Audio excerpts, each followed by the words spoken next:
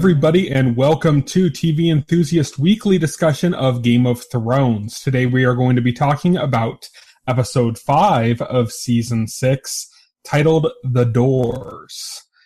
Or The Door, I think. It's just The Door, yeah. I am your host. Through to the other side. I am your host for the evening. My name is Tyson Gifford. I'm the editor-in-chief of TV Enthusiast. And our singer here is Will Roebrig, our keeper of comics. Hi. Okay, so as usual, we're going to handle this region by region, make it through, and end on the most exciting area for the show. So, let's start off in the Dothraki Sea. Basically, most of what was going to happen there has happened. Daenerys is heading back to Meereen. There was one kind of big scene, which was Jorah revealing to her that he has grayscale and that he's like going to die. And it was interesting because she was like coming in to like touch him, and he like backed away like immediately, and she's like, "Oh, what's going on?"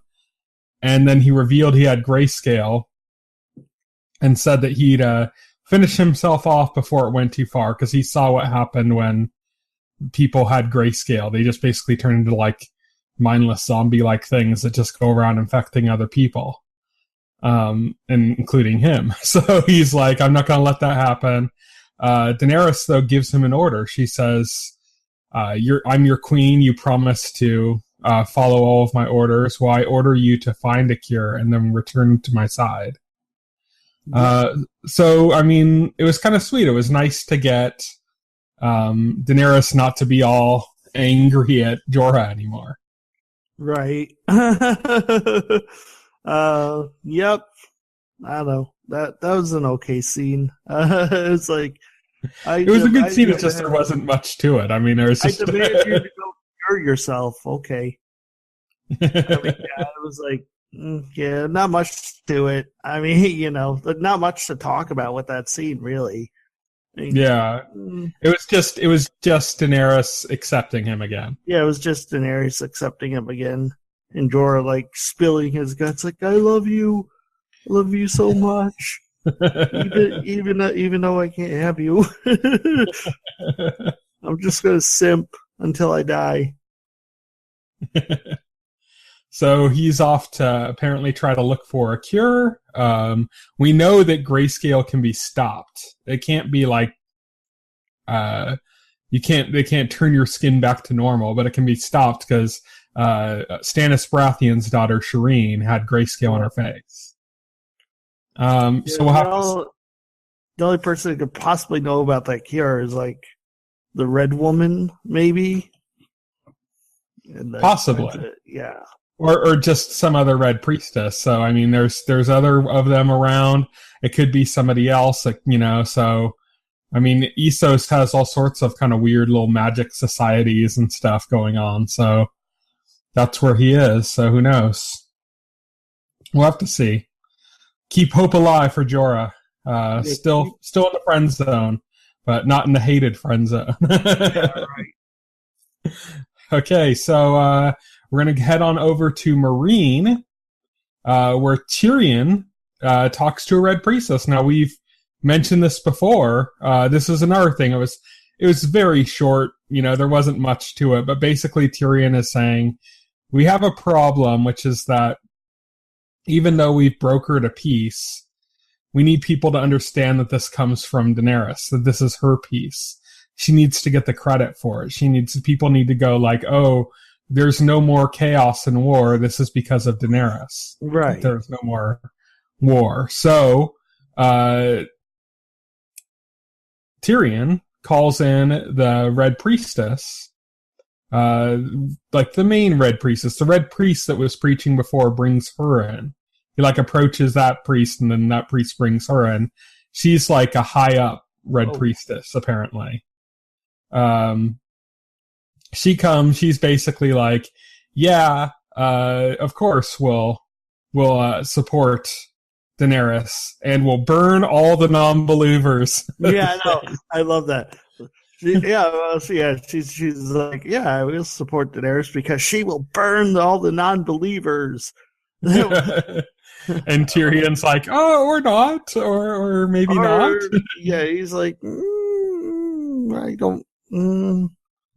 Well, and then Varys is having a really hard time keeping his opinion to himself. Tyrion's like, maybe not all the non-believers. Varys is having a really hard time keeping his opinions on magic to himself. Yeah, he's revealed before he is not a fan of magic. He's a eunuch because of magic, because of some a wizard that performs some spell using his genitalia. Dick magic. Dick magic. Yeah, so he had an awful time with this sorcerer, so he's not a fan of magic. And he uses this as an opportunity to speak up. I love Tyrion. Tyrion's like, you'll have to excuse my friend. He has a healthy skepticism of religion.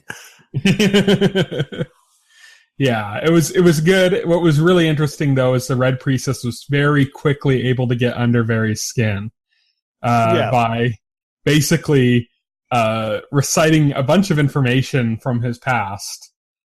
Saying she could tell him what the whisper he heard said, all this other stuff, which implies, I mean, you think about it, his cock and balls were cut off, thrown in a fire.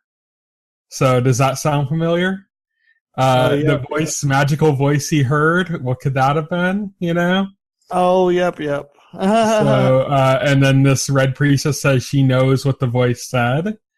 So there's like a lot to that you can like draw into. So you could see Varys looks very unhappy about her being there anywhere near him. He's very concerned. Oh yeah, that's about the extent of what happened in Marine. Yep, that's Marine. Bravo's a little bit more going on. Arya still doing her training.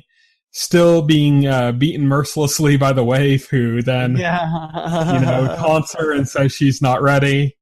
But what was really interesting in this one was that Jaqen H'ghar sent her on a mission to kind of scout out an actress that they'd been contracted to kill, because they're basically hired assassins, the Faceless Men.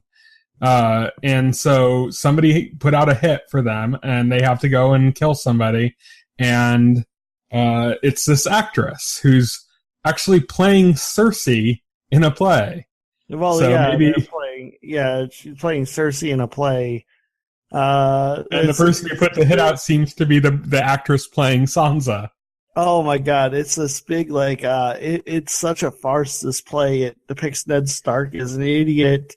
It depicts Joffrey as like some noble, like heroic figure. You know, they got Robert about right. they got Robert about right. Everybody else, gassy old stubborn man that doesn't know what he's doing. They got everybody else wrong. Holy shit!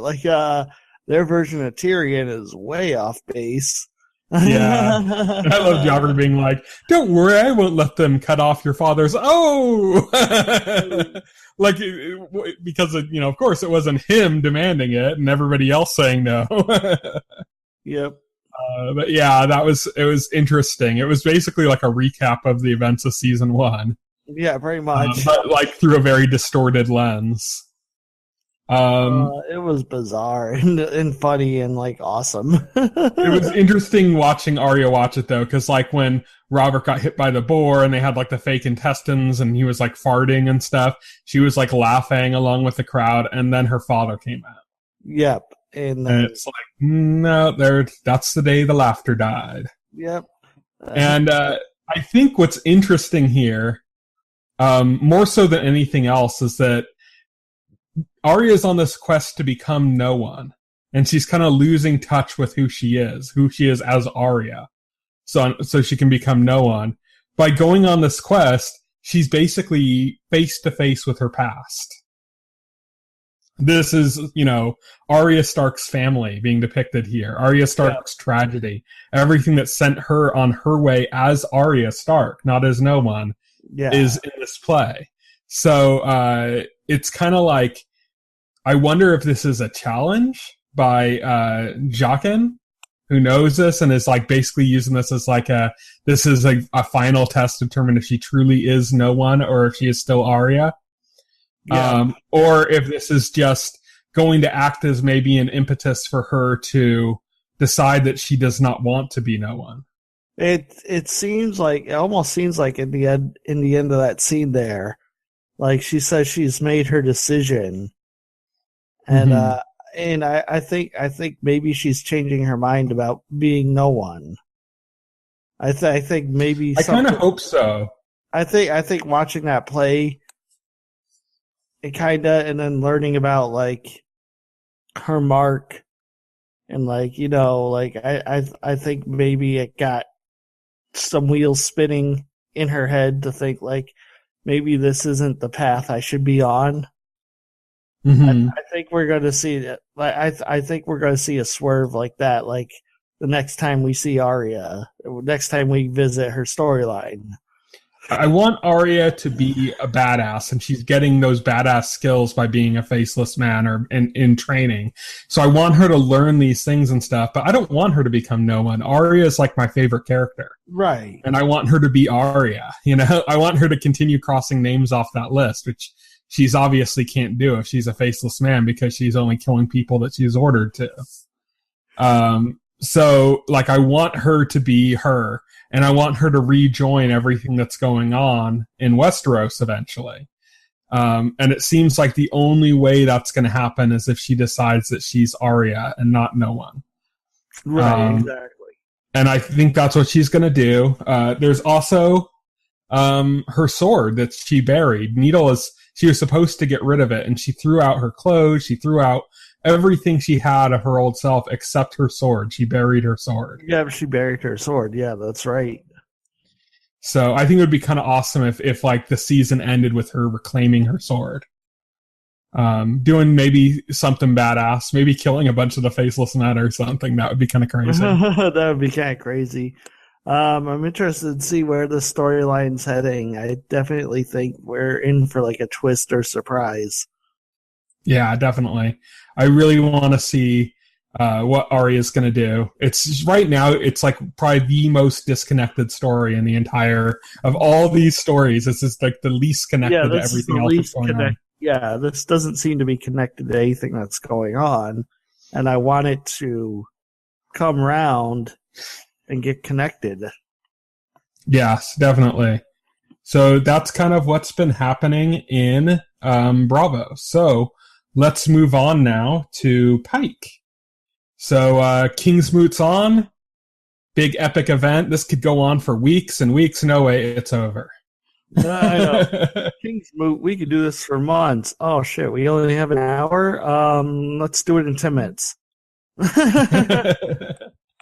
So the Kingsmoot is how the Iron Islanders choose their next king.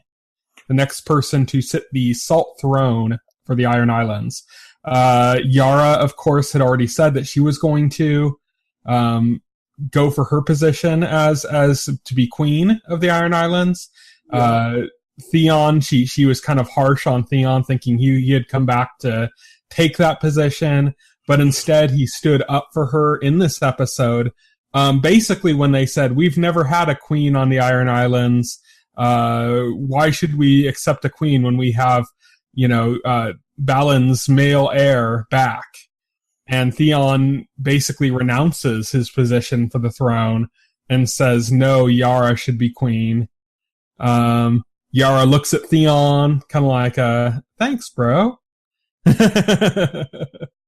Because she seemed unconvinced that that's what he was going to do. That like his timing was kind of weird. You could see her face the whole time, and she like the thoughts right in her head. She's just like, "You bastard! You're gonna fucking like stab me in the back now, you bastard! I will kill you."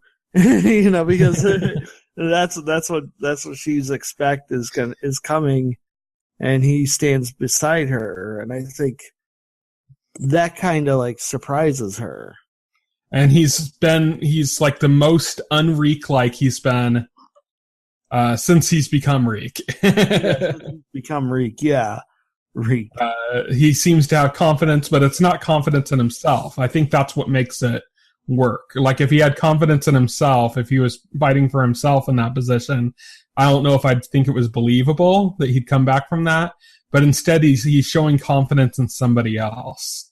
And so that's why I can kind of accept that seems natural, that he would have built back strength because he's doing it on the behalf of somebody else and not for himself. Right, exactly. But all is for naught because another contender comes for the Salt Throne, which is Euron Greyjoy, the man who actually killed Balin. Yes. Yara basically says, I think you killed my father. And Euron's like, yeah.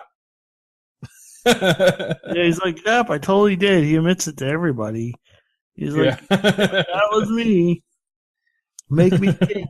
People suck. And they totally make him king. With like extreme, it's funny because like they were baptizing him, right? And like the most extreme baptism ever. And there was like this tiny sliver of awe. There's this moment there where I thought they accidentally drowned him, and I was gonna freaking laugh. And like the irony, like, I thought that would have been like so anticlimactic to have that, and then like they accidentally like drown him, and I thought that would be hilarious and like the most anticlimactic thing ever. But no, that doesn't happen. Immediately after rising from the water, he's like, "Where's my niece and nephew? I'm gonna go kill them."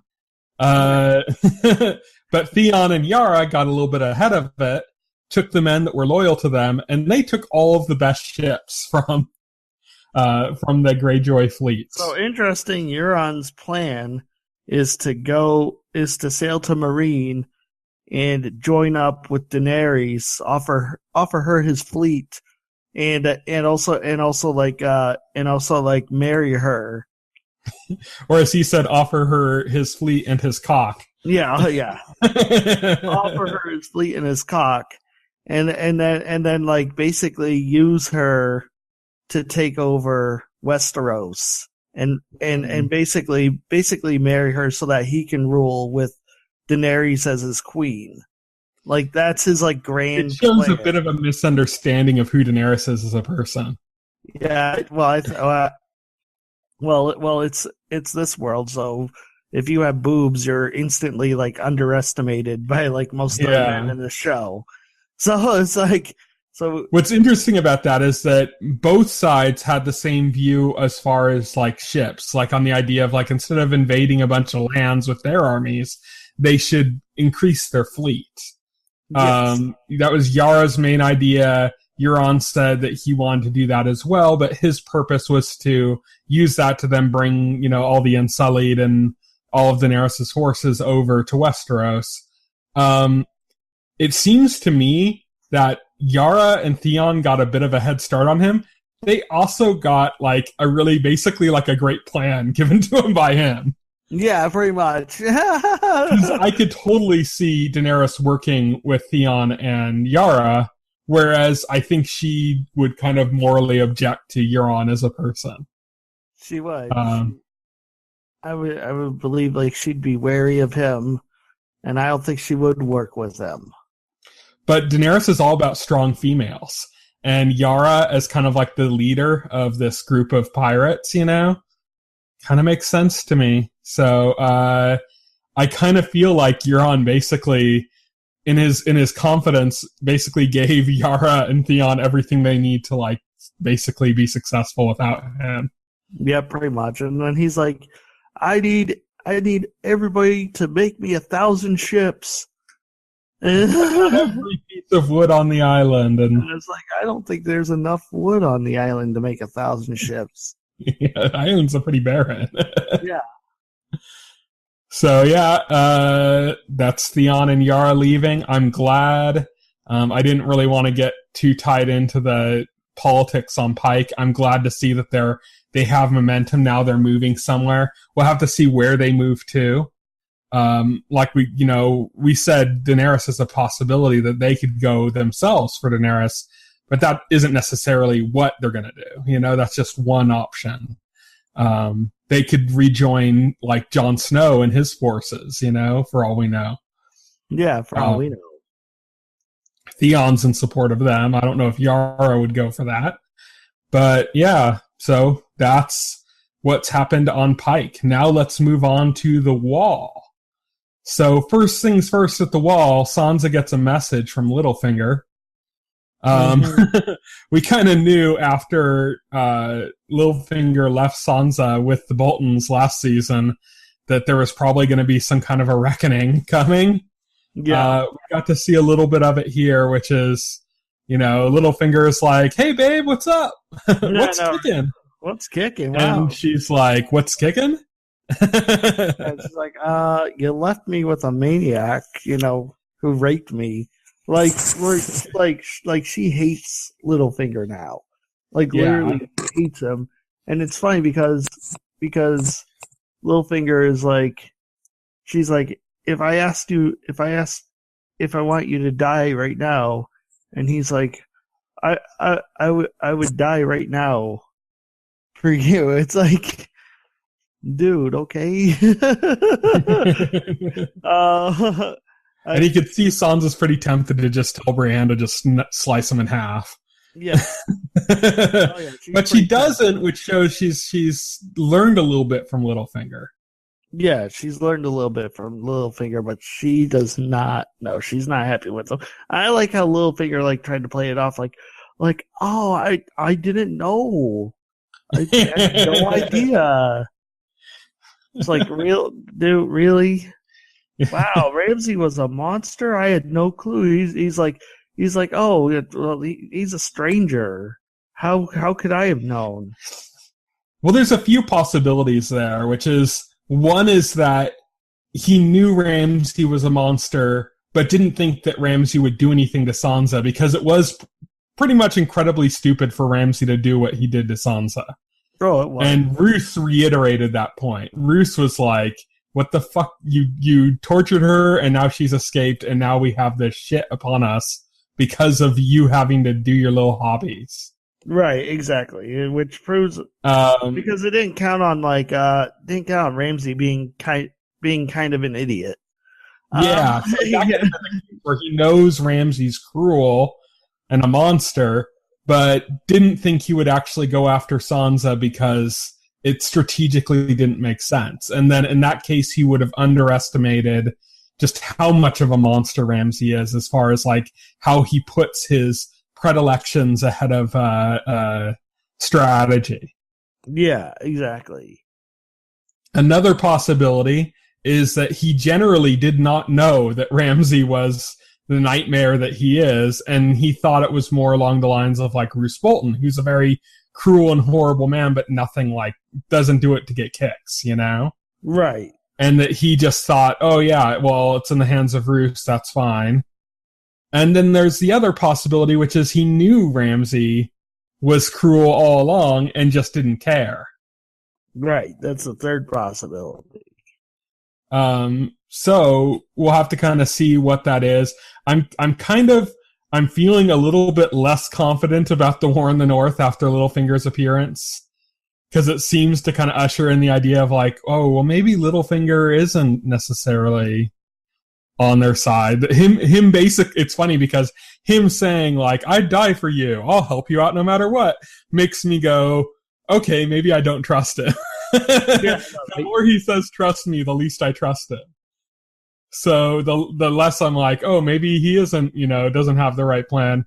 Sansa rejects his forces, says that her and Jon will retake Winterfell on their own without his help. Right. He suggests she goes to get the Tully forces, though, which we know in the trailer we saw Brienne in front of Tully Banner, so we know that something along those lines is going to happen. Sansa sends Brienne to meet with this episode.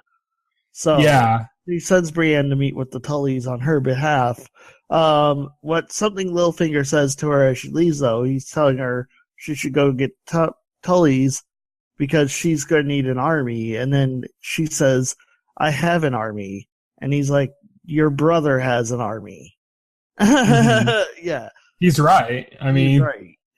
On that side, he's right. I mean, he shouldn't have doubts about Jon Snow and his loyalties, but she is right that it would be nice for her to have her own army, an army that answers to her. Right. And plus, they just need more troops, Yeah, plus, they need more troops. They don't have enough troops to take on Ramsay, So they're counting numbers in their little war meeting with Davos and Brienne and everybody. Counting on who they can rely on, who they can recruit. Sansa even suggests that the Karstarks might be able to be swayed back because they joined Ramsay because they thought that was the only choice. Right. She doesn't agree with the Umbers because they gave up Rickon. So in her mind, they're dead to her. But the Karstarks haven't officially betrayed her. They just joined Ramsay because they don't realize there's another force. So she has hopes in that direction, which is kind of like the opposite of what my hopes were early in the season. Was that early in the season, I was thinking the other way around. Like, oh, the Karstarks are ones they can't get, but the Umbers might be a force that they can get. And now it's like, you don't know. It's hard to tell what's going on, where the allegiances of these forces are. Right. Like, I mentioned last week, this could be, a big conspiracy for Littlefinger, like plotting all these groups against each other so that he can create the best situation for Ramsay to just be utterly defeated. But, like I said, Littlefinger came in and said, trust me a bunch of times, which makes me go, maybe it's the other way around. Trust me.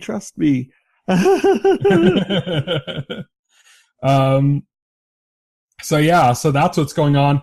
Sansa mentions the Tully forces, but lies about where she got the information from, which is interesting. Brienne pulls Sansa aside, and she gives Sansa like this talk, like, okay, like, she's like, Davos and the Red Woman are like pretty much evil people.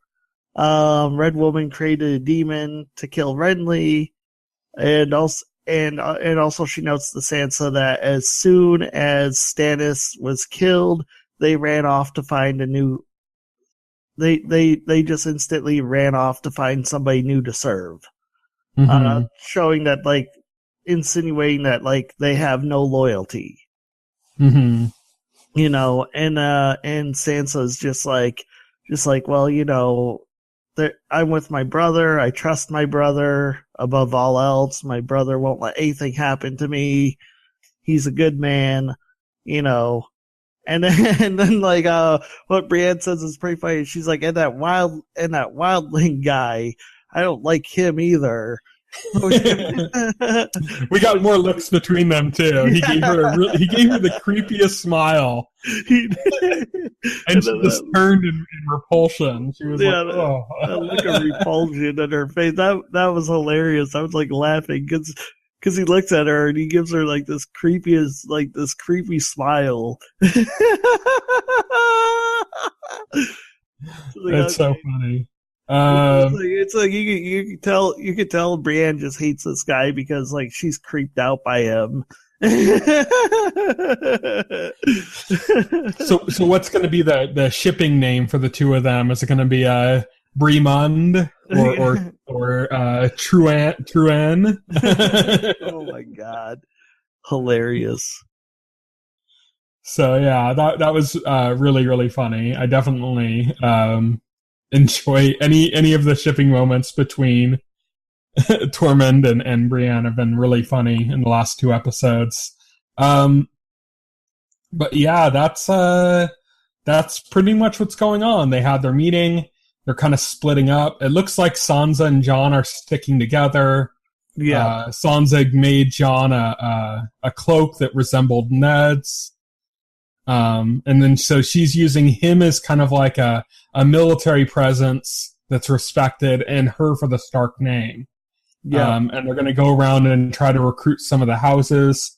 It looks like from the trailer Like I said, we see Tully banners behind Brienne.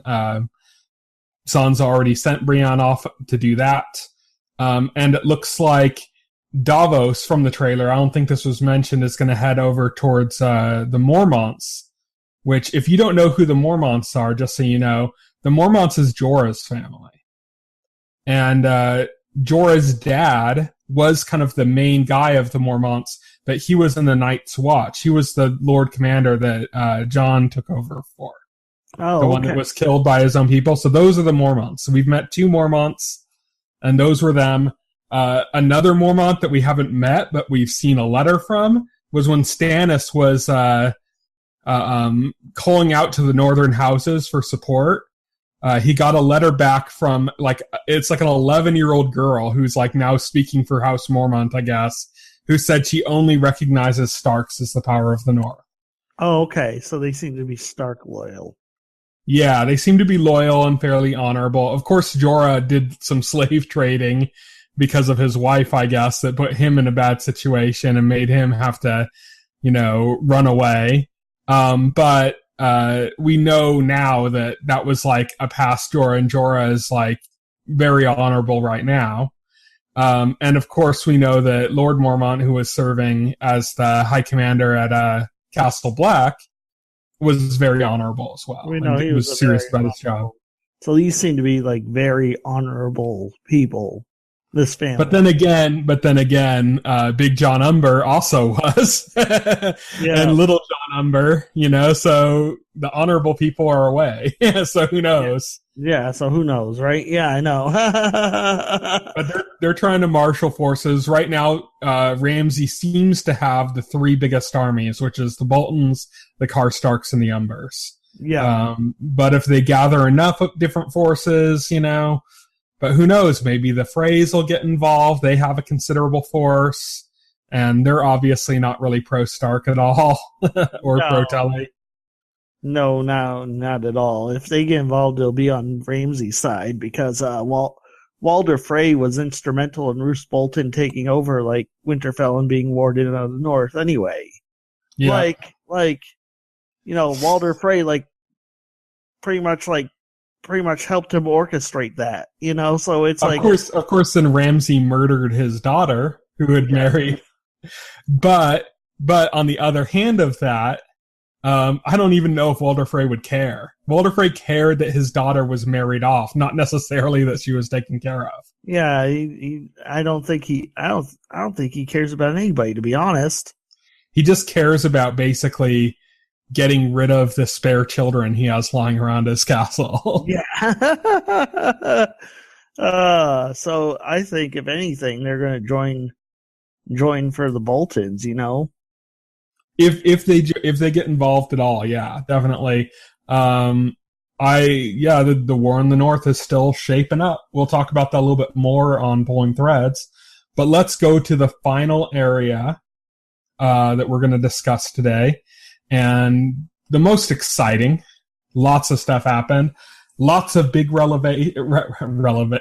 revelations happened in this area. And that's, of course, Beyond the Wall at the Weirwood Tree, where Bran is training with the Three-Eyed Raven.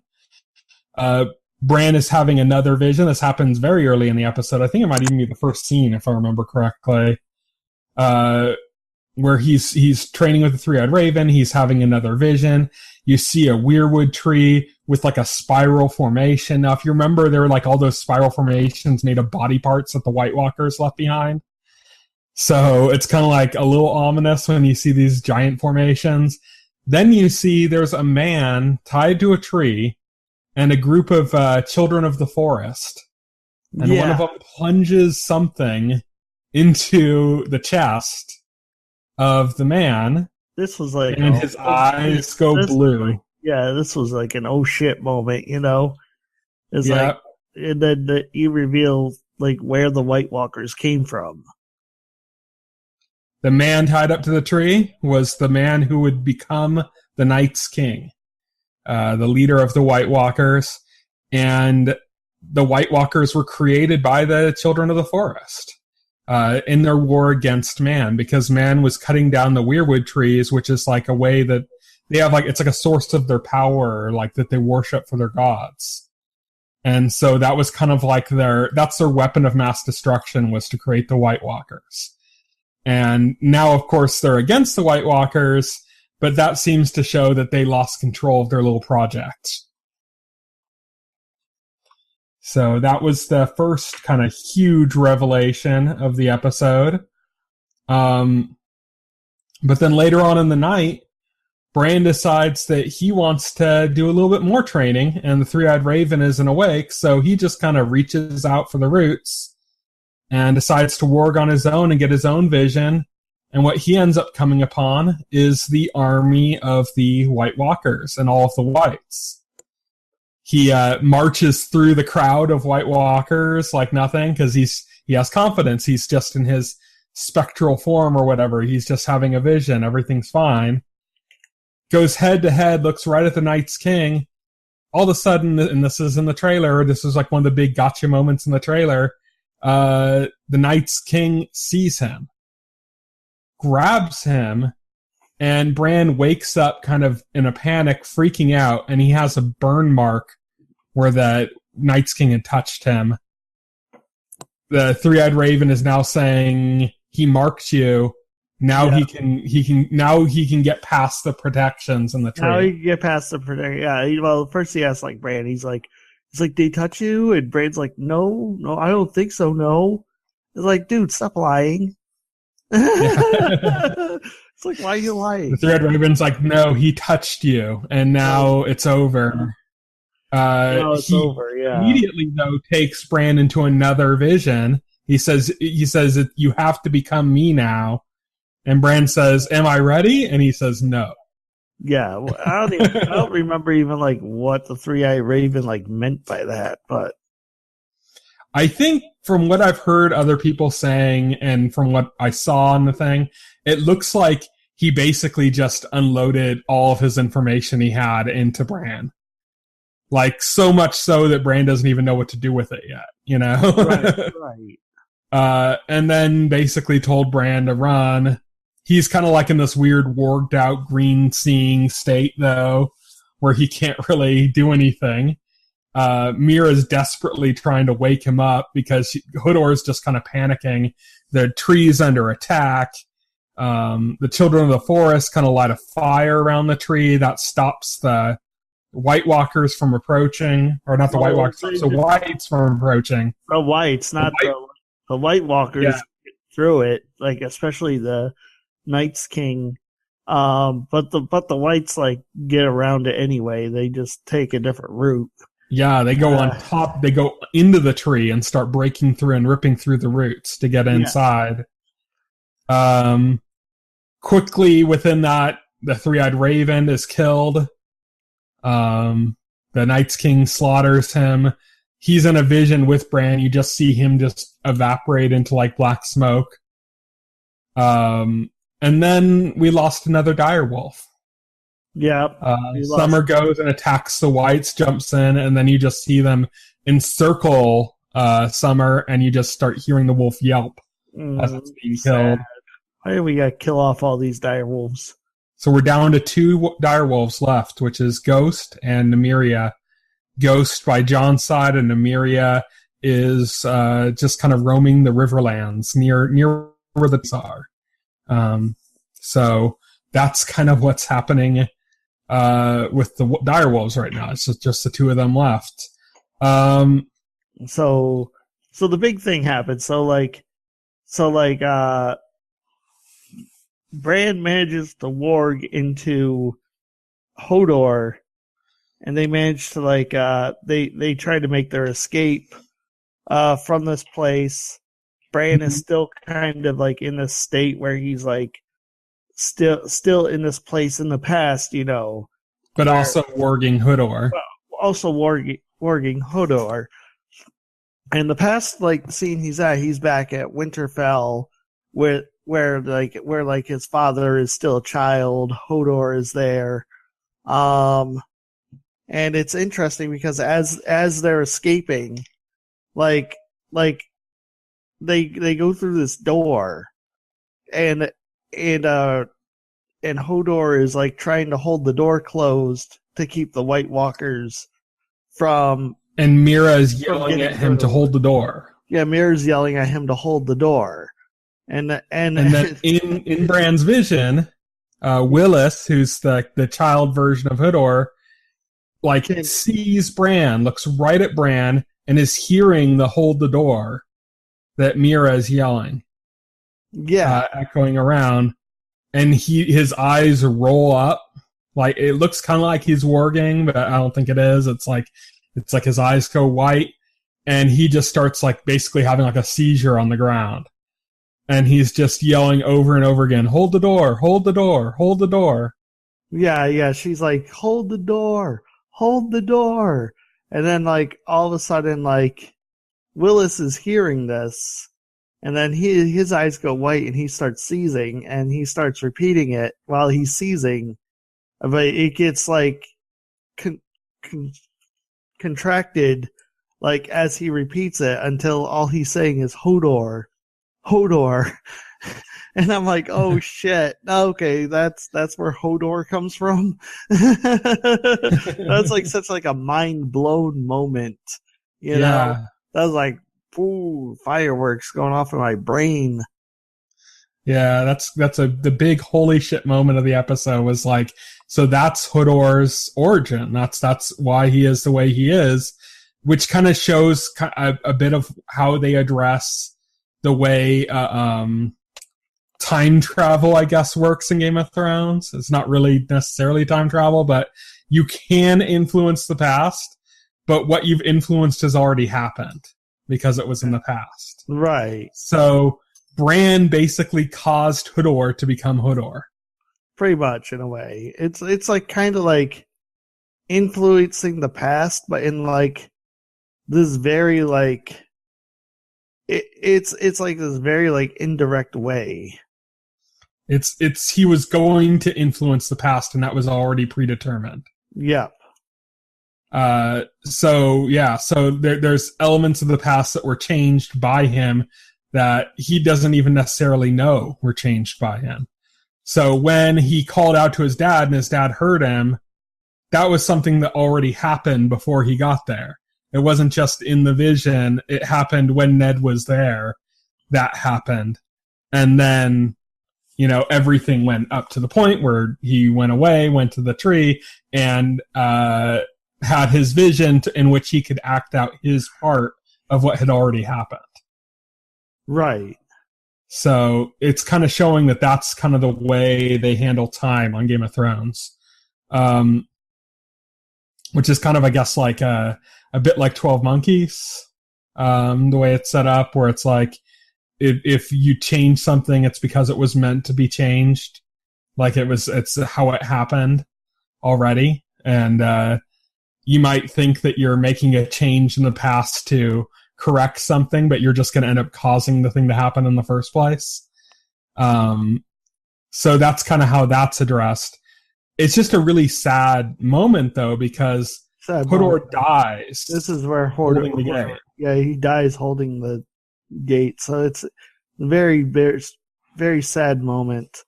Definitely one of the best moments of the season, in my opinion, so far. Basically, his whole life since childhood has basically been living to this eventual moment, which is what's so tragic. This moment where he lost his power of speech occurred directly tied to the moment where he's going to die. So yeah, it's really trippy. It really is like a gotcha moment. And yeah, it's just really sad at the end. Hodor's gone. So what's interesting is, like, remember when Shaggy Dog was killed? Yeah. And they brought in his head, and everyone was like, yeah, screw all the regular people that died. Shaggy Dog, no! Now Summer died, who is a direwolf that we've seen much more of than Shaggy Dog. And that's like nobody's even talking about it, because Hodor's the one everyone's talking about. Because Hodor's death hits harder. We also lost the Three-Eyed Raven and the Children of the Forest. Yep, pretty much. So So big death toll in just this one part. now Bran is by himself with just him and Mira. Yep, just Mira him, Reed and yeah. him. Doesn't have his wolf. He doesn't have Hodor, and he's paralyzed from the waist down. Yeah, so she's basically dragging his limp body. So this is going to be interesting. Yeah, and they have an entire army of White Walkers and Whites basically hot on their tail. So there is no way they can get out of this on their own. Nope. There has to, either they're dead, which I don't think is going to be the case, or they have to receive interference from somebody else. Which brings me to pulling threads. So let's start pulling some threads here. And I'll start right away with what could be going on with Bran and what could happen. So in the books, and this isn't really a spoiler because it's past the point in which the character would show up, there's a character named Cold Hands who helped Bran reach the tree, the weirwood tree that he did in that point. So one possibility is that he could be saved by Cold Hands. Yeah. And some iteration of that. Cold Hands might not be in this at all. Another possibility, Benjen Stark. Yeah, maybe. Bran's uncle who disappeared beyond the wall and we haven't heard a single thing from since season 1. You're right. So interesting. That's always been a big mystery, is where is Benjen Stark? And we've seen a lot of Benjen Stark this season because we've seen him as a kid training with Eddard. Yeah, we've seen him as training with Eddard. Yeah, so that's interesting theory. That's possible. So there's that possibility that it could be him, and maybe he has some forces with him because he went out leading a group of rangers, so he wouldn't necessarily just be by himself either. No, he wouldn't. So if he disappeared for a while, then who knows? There could be something there. Of course, maybe there's other children of the forest he runs into that helps them out, or who knows what's going to happen. But they're in pretty dire straits right now. Yeah. They're in a pretty miserable situation. They're not in a good spot. Yeah, and I can't imagine that they're just going to kill Bran off, after all this. No, I don't think so. It's not his time. It seemed like the Three-Eyed Raven knew that this was eventually going to happen. Like, just the way he acted about, like, oh, well, I have to make you me now. Yeah, pretty much. And just kind of seemed unshocked, undeterred, really. Like he knew that this was already going to pass. So that being the case, it would be almost like pointless to put all that effort into training Bran if he was just going to die. Yeah, I think so. So I think that there's got to be more to the story. Something else is going to end up happening. But being Game of Thrones, I bet you they're not going to show it next week. No. We're not going to get any Bran scenes next week, or no, I don't. Who knows? Who knows? Let's talk about some other things. So let's talk about the state of the war in the North. I mentioned before that Littlefinger's appearance and basically his claims that Sansa should trust him have kind of like broken up my theory of what I thought was going to happen and made me kind of start doubting that myself. We don't know what Littlefinger's machinations are. We don't know if they're in Sansa's favor or they're not. He seems to be be weirdly like obsessed with her. So yeah, and perhaps sending her for the Tully army is a trap. Here's the thing: is that Sansa sent Brienne out to get the Tullys. I don't think she's ever encountered the Tullys. She doesn't know who they are. She doesn't know who they are. No. Yeah, so she could bring the Tully forces that aren't really the Tullys right up to Sansa's like army. Yeah, pretty much. She could bring some invading force right up to them and basically spell their doom that way. And I could totally see something like that happening. Bran comes back, she's like, I found your uncle, and then mayhem ensues as you find out, no, it's not her uncle. Her uncle's been dead or something, and these forces that Littlefinger basically set up use Bran to be guided right to the main heart of the forces that Jon and Sansa have to decimate. So there's that's like a possibility. That's a possibility, yeah. We mentioned House Mormont seems to be Stark loyal. Sansa's brought up the possibility that the Karstarks could be swayed. Doubt it. Don't think so. Yeah. I feel incredibly uneasy now, more so now than I think I ever have about the War in the North. How are you feeling about it? I feel uneasy. I don't know. I don't know what's gonna happen. So we also mentioned Daenerys and her possible tie to getting to Westeros through Euron, or possibly from the Greyjoy fleet. And we mentioned the direwolf count and where the direwolves are at now, and there's only 2 left. There's only 2 left. So that's kind of all I really wanted to cover on Pulling Threads. So that's pretty much it for the show. Did you enjoy this episode? Where would you rank it among your this season so far? This season, probably the best of the season so far. Just you think for the whole episode, or just for the one scene, or probably for the ending. Just for the ending, because that was like, holy cow! It was like one of those classic, like, mind blown. Like, Game of Thrones has a way of really surprising you in the endings of its episode, and this was no exception. Yep, it's the first time we've seen White Walker since Hardhome. So yep, so you knew they were coming, and yeah, so amazing episode, A+. Okay. So that's it, everybody. Thank you for listening. We do this show weekly. So next week we're going to be talking about episode 6 of Game of Thrones. I believe that one's called Blood of My Blood, which is the old saying from the Dothraki.